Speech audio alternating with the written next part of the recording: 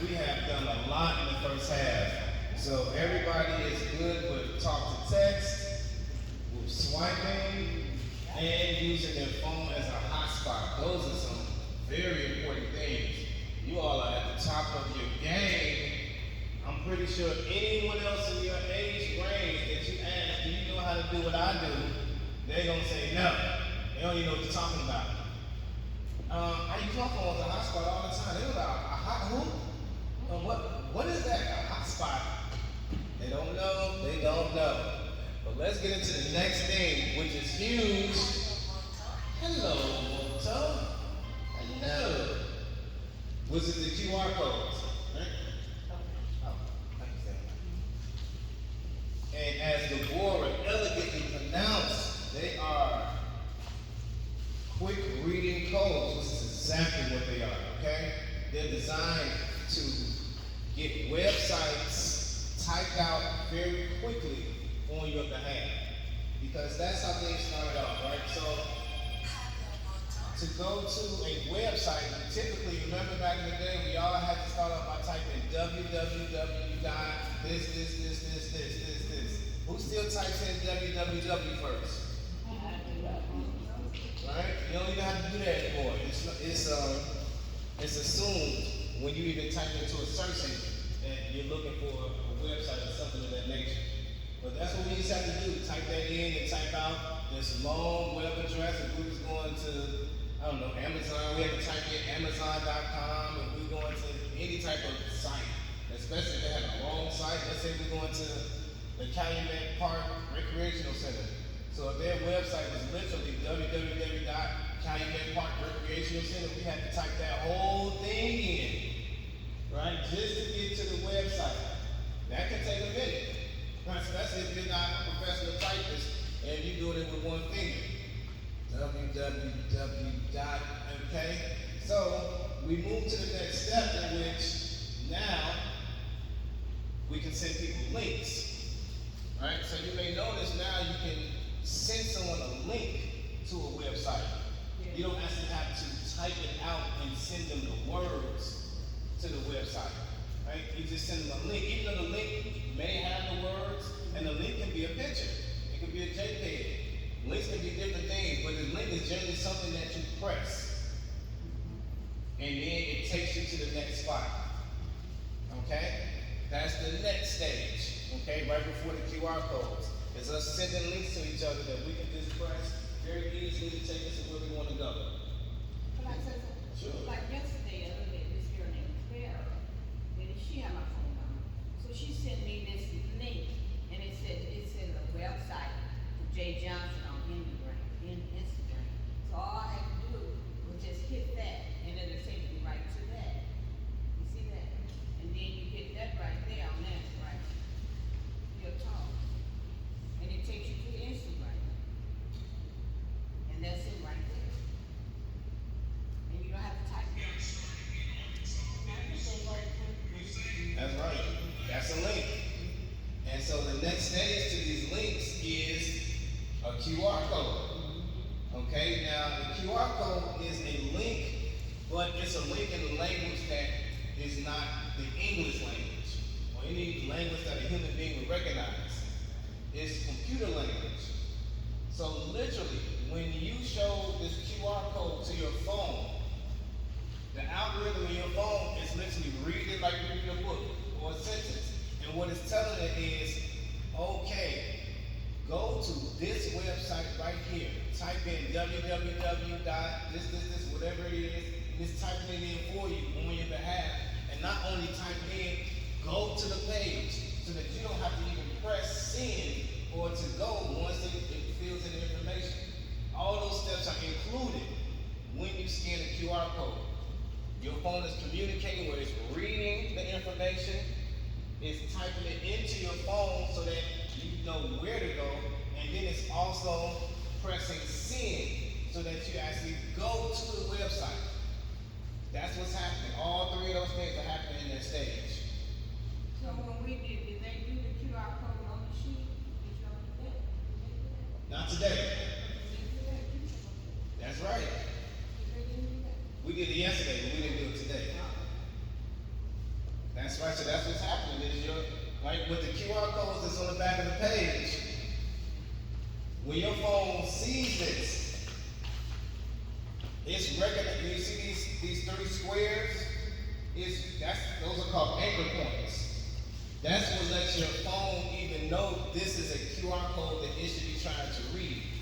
If it doesn't have its anchor points, it won't even read it. You have to go to your camera. Yeah, and you press Yeah, that. go to your camera.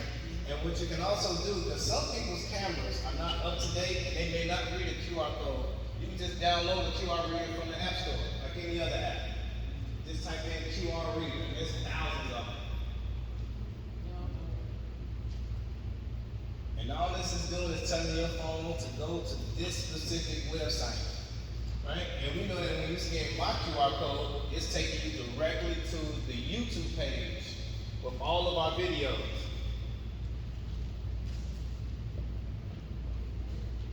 Now, other people's QR codes can do things differently.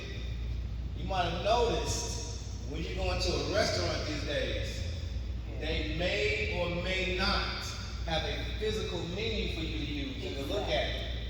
That's right, they have this little thing on the table, say scan for the menu. And all of a sudden the menu will pop up on your phone. You know, like that's the way it's going until they start using holograms. Because once a hologram is available, hey, you just press a button, the hologram pop up on your table, no problem. And you can just scroll up in free air, and you can look at the menu. But for now, QR codes are the things. But holograms will be the next thing. A hologram is a digital representation of a physical object in which you may or may not be able to interact with.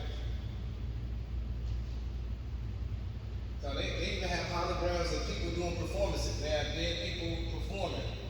They have their holograms performing. And the music playing. Yeah. They did it with Michael Jackson, they did it with Tupac, I think they did it with Victoria's Big, I think they did it with Prince. They make money off of all of that, off of this dead person's work. They recreate them and they look like they're really on stage and performing when it's really just a light show. A hologram is like a ghost. Yeah, all a hologram is, it's like the ghost, it's just a bunch of lights. Is it for people that have passed on the transition only, or for people that They use holograms any way they're gonna make money. That's just one of the biggest ways they make money is that when a famous artist passes away and you still want to see them perform, let's say you've never seen them perform. So they'll get their hologram, make the hologram perform. They'll sing all their songs, they'll do the dance moves and everything, and you enjoy the whole show. And they make their money and you pay the same ticket price, you probably even pay more because you're going to see the technology rather than a real person. And you gotta pay for the technology. But holograms, they are next level. So have you ever you all seen Star Trek? Excuse me. You seen Star Trek, right? Yeah. And you go into the holodeck. Those are holograms. Is this on Star Trek they have it so that you can interact with the holograms. They say that the light beams, they have them at such a high frequency that you can touch them and interact with them as like a physical object. But that's all a holodeck is. Holograms, they create the whole world in which now you can see and physically interact with. But that's all a hologram is. That'll be the next stage. It's when you live in this whole 3D world in which you walk around, this 3D environment, everything's gonna be fake. So when they say beam me down, Scotty, the light goes, they go through this thing, it goes through their body, and then they go down on they go down. So Well, that's still science fiction right oh, there. oh. That's teleportation. So, Okay. I haven't seen that yet, but they can definitely do a hologram of it. And that can replicate your moves and your actions, and that look just like you, and that you can interact with it. And that's definitely available. But right now, they got you where everybody can use this QR code. And the QR code can take you to anything, right? So somebody takes you to their menu, mine takes you to my videos. You know, I design QR codes, so I know what they can do. They have QR codes in which, when you walk into a library, you just scan the QR code, and it automatically puts in the Wi-Fi password into your phone, which is automatically hooked up to the internet. Automatically. There's QR codes for you to do surveys. You just walk into a doctor's office, scan the QR code, now you're doing a survey of how was the service today? Did they treat you with respect? Was the office clean? Did you have to wait a long time? QR codes can be used for literally anything. You just want to put a photo album up of your family and you want to just share it with your family and friends. You just create a QR code. And then it's just shared between your family and friends. It doesn't have to be for a business in which you're selling something. It is literally a tool you use for anything in your life in which you can share things with people. Anything that you can visually see, that you can take a picture of, you can share it with anyone with the QR code. Because it can be turned into a picture, which can be downloaded to your device, and then it can be shared as a link. If it can be shared as a link, it can be shared as a QR code. That's all a QR code is a link. Rest assured, every QR code you see has a link attached to it. This has a link. I could text you the link to this, and then you press it, it takes you to the exact same page. It just doesn't do any good for me to type the link on here, right? Because they used to have to physically type it in your phone. So that's why I just put the code on here.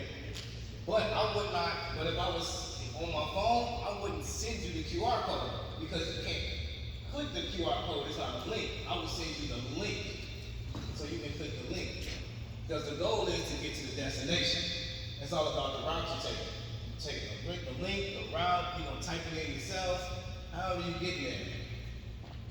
So QR codes become an amazing thing. And they're even more amazing because you can put them anywhere. Anywhere your eyes can see, you can put a QR code. Because if you can see it, your camera can see it. And as long as your camera can see it, it can read it. That means you get a QR code put on your t-shirt, put on your hat, put on your car, as a decal, you get a tattoo of your QR code, put it on the wall, put it on the table, put it on your front door, anywhere. People have QR codes now in which when you scan it, all of their so you don't have to tell somebody your phone number, they just scan your QR code and your phone number pops up in their phone. There's so many different ways to use this QR code. Any type of information you want to communicate. And you're like, this is too much. I don't feel like telling this to nobody anymore. I done told this to way too many people. Now you just go around saying, just scan my code, please. If I gotta explain to you my business one more time, just scan this. All the information shit. I even made a video. When you scan it, it's gonna go to the video of me explaining it in the most happy voice I could ever be in. And every time you watch it, I'm the most happy. But every time I gotta explain it, I may not be the most happy. I may be tired at the end of the day, but just scan my code. That works in your favor. Because you want it that when everyone looks at your stuff, you're the most happy, you're the most liked. They can look at it at 2 o'clock in the morning, you'll be bright out the pussy tail in that video. So it's always to your advantage. And you want to think of something else, or somewhere else that you can even think to use a QR code for, or another place that you can put it.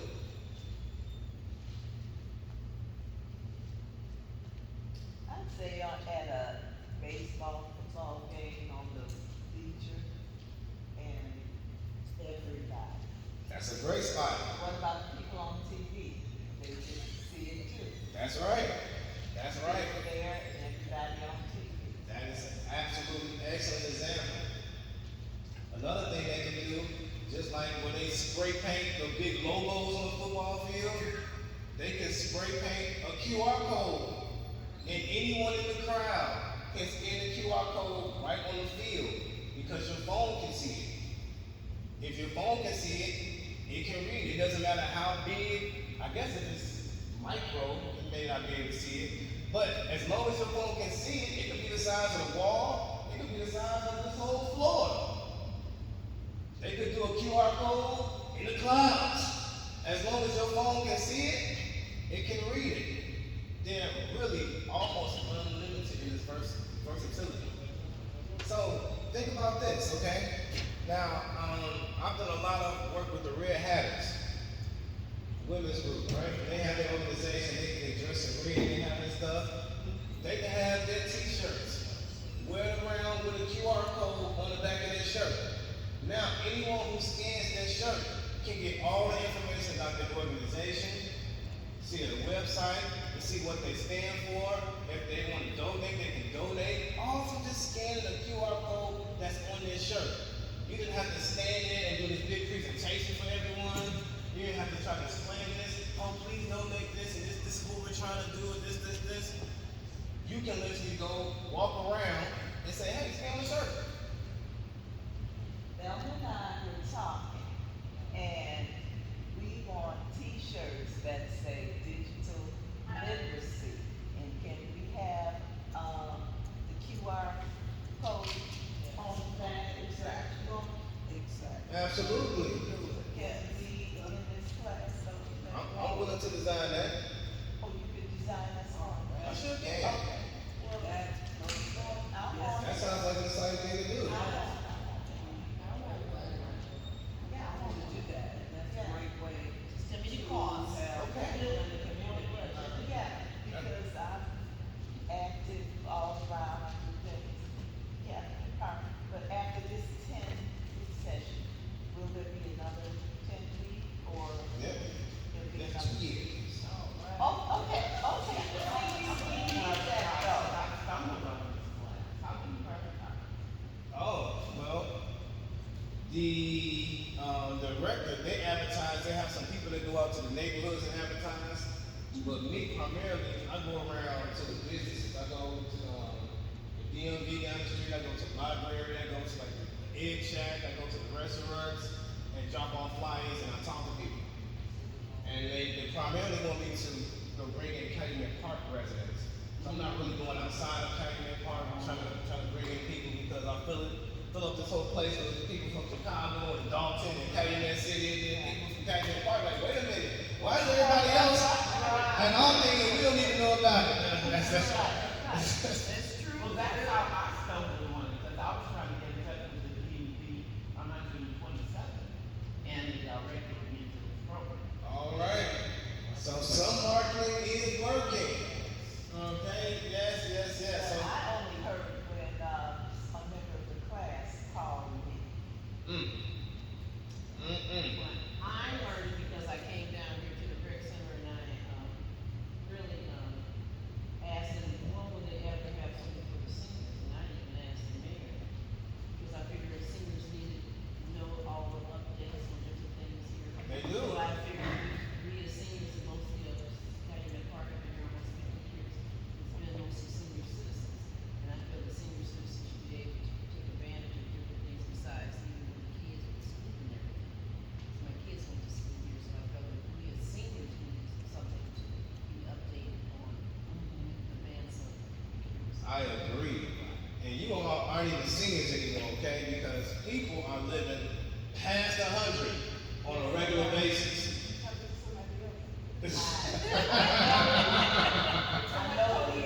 I got 1 foot in the grave, I'm a senior. Well, it's happening. The life expectancy is increasing. Yes, the board. Godmother, her father will be 109 years old. Still driving. He has, 22 children. 22 children, 109 years old. She's the oldest. She's the oldest. That's amazing. That's really amazing. Yes. Because, these days they can replace most of your body parts. Oh, sure. They can regrow, how much money you have. All you need is stem cells. They can regrow you a new heart, regrow you new lungs, kidneys and your pancreas, all of those things. But you just have to be a billionaire to get it right now. Yeah, that's right. But it's already available. They're already growing new hearts and new kidneys, new pancreases, new lungs, all the time. But once all the billionaires have it, then you'll start seeing it in the hospitals. All of a sudden, your insurance is going to cover it. But it's already been there. Just know once it's available to everyone, it's been available for years. But they were making all of that big money first. Now all that money's gone. You just take it down from tier to tier to tier. That's how all this technology and new stuff gets funneled down. That's okay. At least we got it now. All right. And that's how QR codes work. So everyone has a good handle on the QR code, right? We know that it can be literally put anywhere that your eyes can see. A tattoo, you can get your hair braided in a QR code. I would assume if someone is that talented, okay, get it on your shirt, get it on your car, on your front door, I mean, anything. I would even say, like, if you put a QR code on your front door, somebody can get a message say, hey, if I don't know you, you need to leave now. anything. All right. So they're very, very versatile, okay? And also another great thing to use QR codes, right?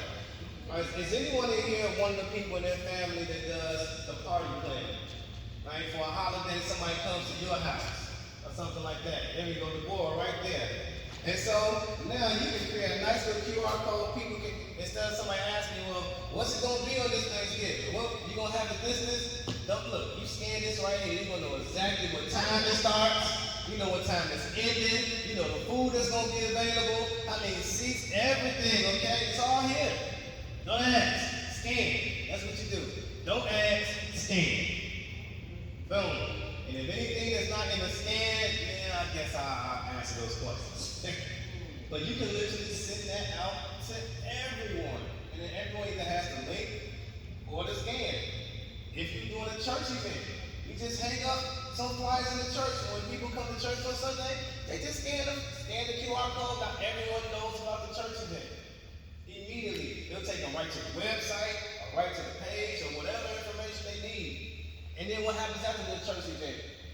Where are all the pictures at? For some reason, when people take pictures of events, it's either they put them up and nobody can find them, or they somehow never get put up. You might see one picture or something like that. How amazing is it now? You can take all these pictures, upload them, and just put them on a QR code. So anyone can just scan the QR code, see all the pictures from the event, all in one spot. Just like when you scan my QR code, you see all the videos, all in one spot. When we send this, upload this, scan this QR code, is it anywhere, and it takes us to your, website, is it anywhere way that we can save it, or do we have to, scan it every time we want to go to it? Yeah, you can save it. You can take a picture of it and save it. Now, some people's phones, not everyone's, has the ability that if you take a picture of a QR code, you can later on then still go to the website of the QR code from the picture. Everyone's phone doesn't do that.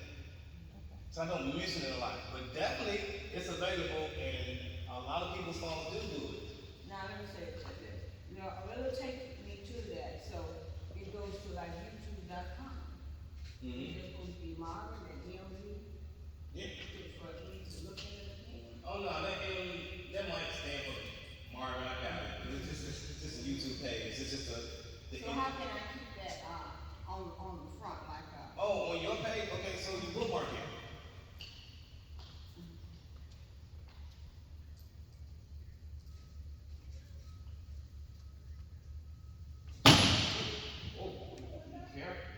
Okay. notes, reminder? We gotta bring it up in Chrome.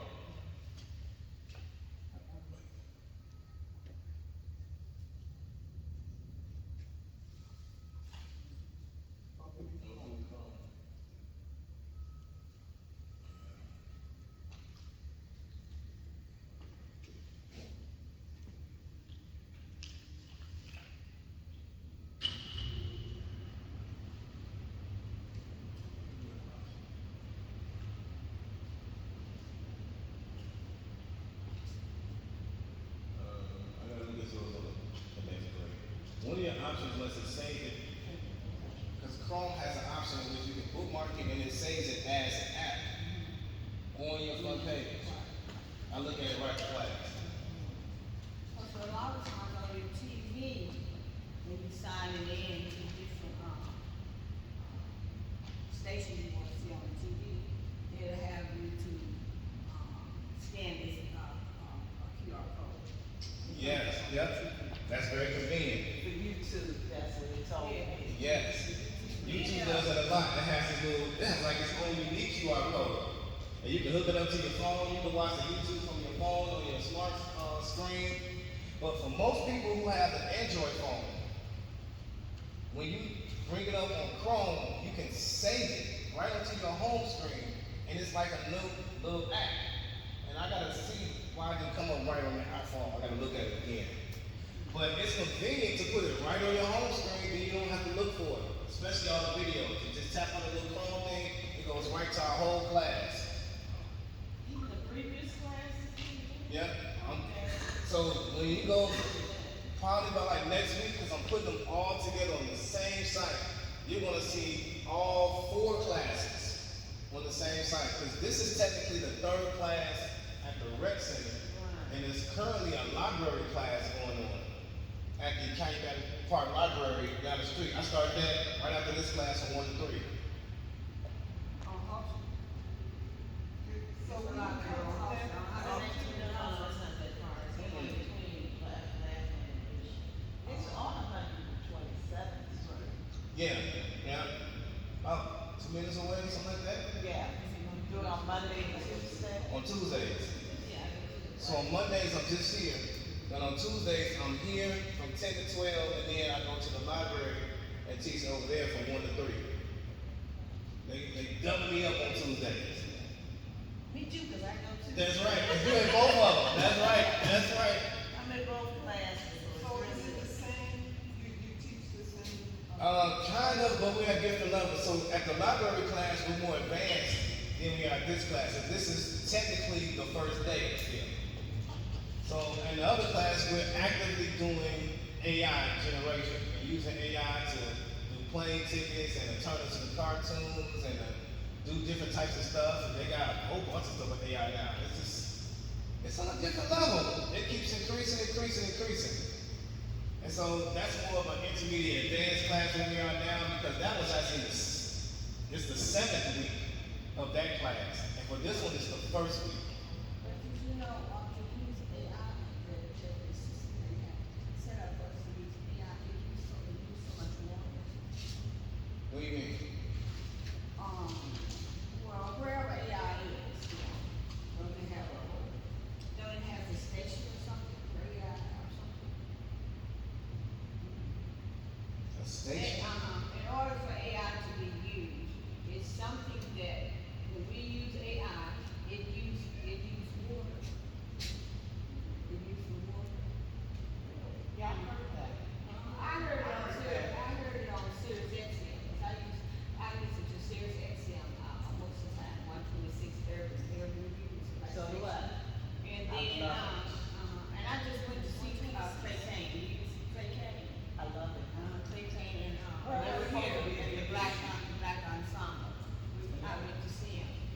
But anyway, they said it's water that we drink.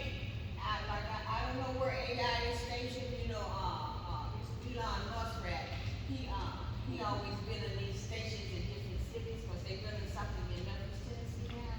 I don't know if it has something to do with AI or whatever, but it's a big, something they put down there. It's in the black neighborhood, okay, it shouldn't be, but it's in Memphis, Tennessee. But I don't know where AI is generated, where it has to have some kind of technical somewhere, that it's generated from. I mean, like it's base. Yeah. Like it's source. Big issue about the water. Yeah, every The time. water rights that they're going after. Right. Because of AI. Yeah, cause every time we use AI, it's so many gallons of water to take us when we talking to, cause I stopped using it. I said, well, I didn't know I was using that much water just to talk to AI. Now, that's something I didn't know. Now, I I'm sure they may use water to cool it down. I could do a little more research on that. I didn't hear anything about it.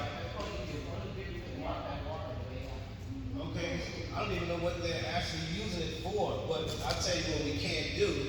Let's veer off. That's right. Let's veer off just a little bit, and we can ask AI what it's using their water for. How we gonna spray? Hey, chat, how you doing?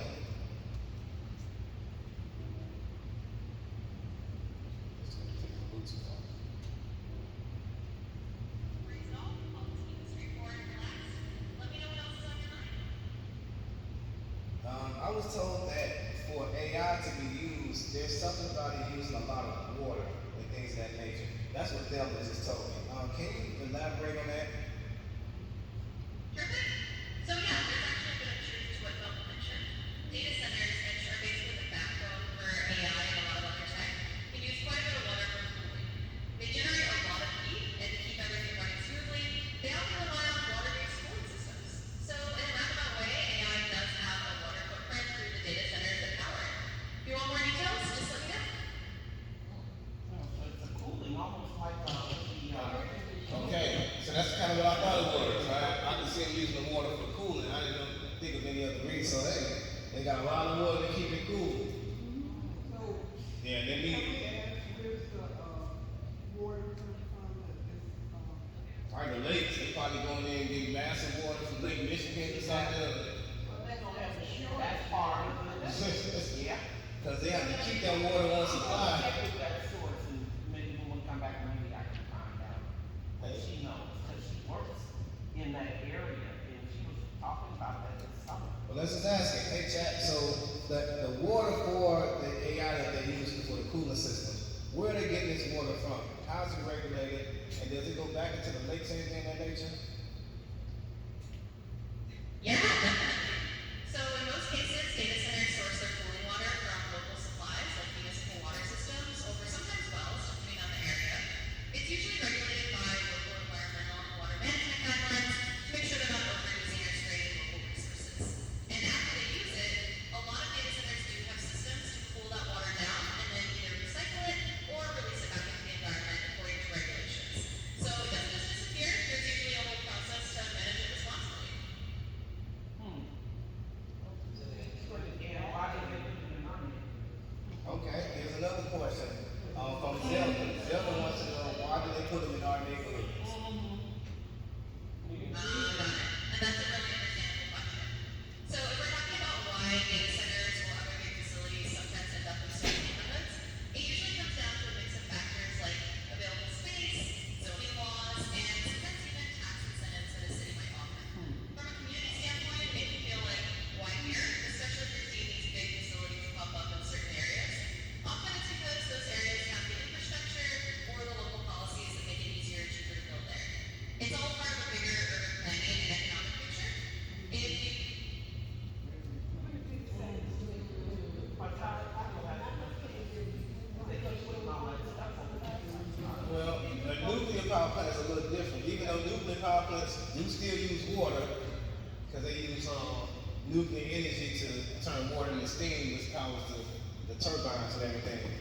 But I'm not sure if those are nuclear. They just need to keep it cool, because if it gets too hot, all of the mechanical products that's inside of the physical hardware is going to break down.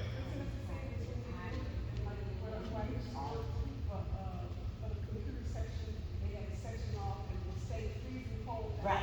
Yes, I remember They that. had to stay cold. they have to stay cold. Keep them functioning. That's right. Even your phones shouldn't get hot. They all have little heating elements. These little copper little pieces of metal. They used to have little fans in them, but the fans are too big now, so they're making the phone slimmer. So they have little pieces of metal that directs the heat from inside to outside of your phone. They all have these little cooling systems. I would definitely expect they have a cooling system for all that power that they use to get us all this information. Like you said, how's this thing come over all these asses? Use up all that heat. A lot of heat being generated. So that's how. And now, and you've heard the answers it gave us, right? We can literally ask it anything. And also, you can ask AI anything about itself. Right? So you can ask it, when were you born? How do you feel about things today? What's on your mind? What do you think about Donald Trump? What do you think about the next election? It will answer all those questions for you. It has, I don't want to say a quote unquote mind, but it does have a general opinion that it can give you. It can give you information on based off of this, what is most likely the outcome. I ask this stuff all the time. You said it depends on the It does. Does it depend who asks? No. Well, that's what they tell us. Yeah, that's what it tells us. Oh, I'm okay. worried about seeing somebody at the door.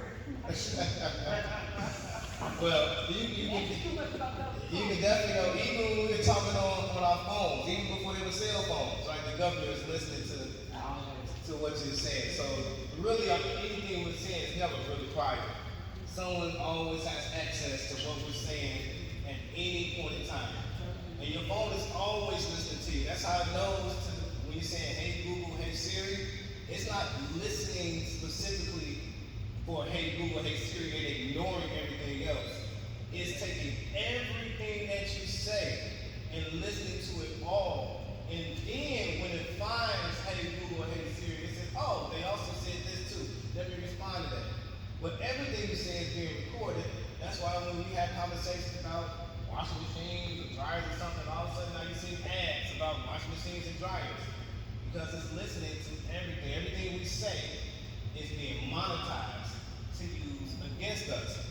Sometimes it's to our advantage because we was talking about a broke down washing machine, all of a sudden they send us something with a huge sticker that said discount.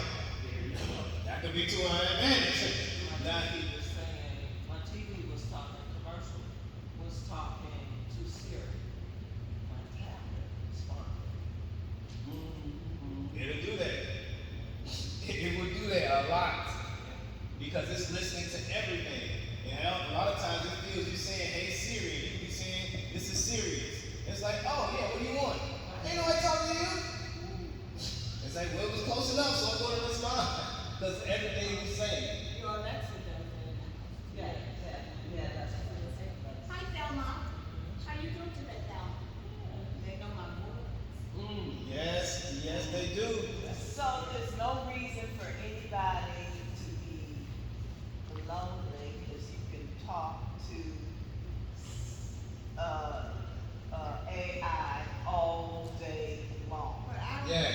think they said that's not a good idea. Because children was doing that, and you might. No, I'm talking about adults. I'm just talking about adults. Not good idea for children. adults. But for adults, yes, you can literally talk to this thing and it talks to you, right? It's like a human being. You have a full conversation with it, can't even tell the difference, except it knows everything.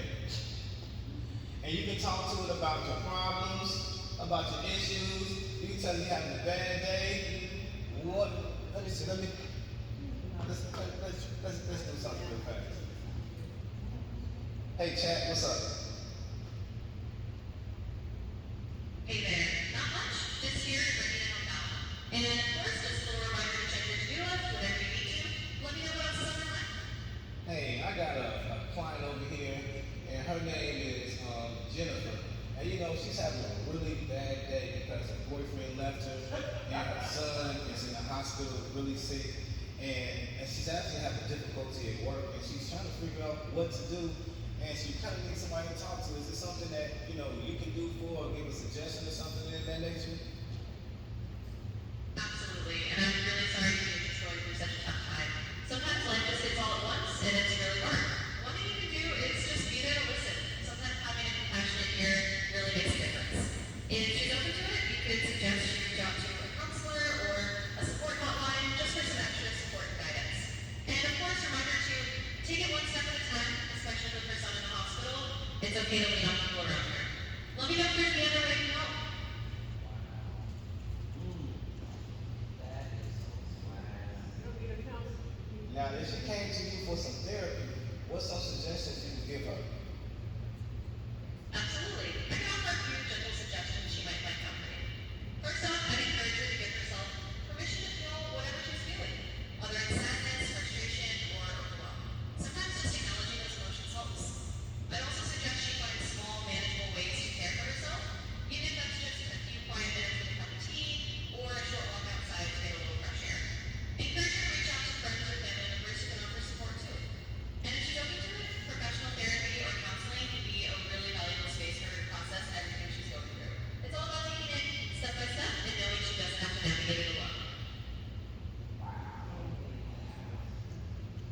How amazing was that? Normally you would have to pay somebody for just that little bit of advice. You have to set an appointment, be there, they're gonna charge you $200 an hour. I'm telling you, you can talk to this thing about anything. It already knows what therapists are going to suggest. It knows what most doctors will suggest. I mean, it's not a doctor itself, but for most things, it has the answer. For most general things about anything, it has the answer. Right? Now, it's not a surgeon where it's going to tell you, hey, you need to slice here, you got this utensil there, because it's not doing it, but it's very close. Because what this thing can do, which we didn't go over, and we're not going to do it today because it's time to go, this thing can look at you. It can look at you, see you. I can have it look at Thelma and say, what's Thelma wearing? And say, oh, Thelma's wearing black glasses, a gray hoodie, sweatshirt, and she has her hair down. Wow. Yes. So in the same respect, I can take this, and let's say I'm trying to fix a bike or something because the brakes went bad. I can have it pointed, man, what's going on with this bike? Tell me what's going on. It'll look at it, analyze it, tell me exactly what's broken. It'll let me know if probably I got the tools or if I need to take it to a bike shop. You can literally take this thing around with you and talk with it, and it can look at your environment and give you information on it. It can tell you if you go out into a safe environment, it knows where you are. Just looking at the streets, the area, it is so advanced. It's hard for me to even describe it to you. Very hard. Okay? Alright, but that's our class for today. But all these things I talk about, we will be doing. Okay? We're just in the first day, this is just the very beginning, but AI has advanced so much since a few months ago with the last class. So it's amazing, amazing. Alright, so let's go ahead and shut it down for the day. I gotta pack up and then head down the street to my next class. Be right behind you. Yes, the boy. Yesterday, about, when we received those messages about giving iCloud or whatever. Mm-hmm. And, could you just look at this? Yeah, I can look at it for you.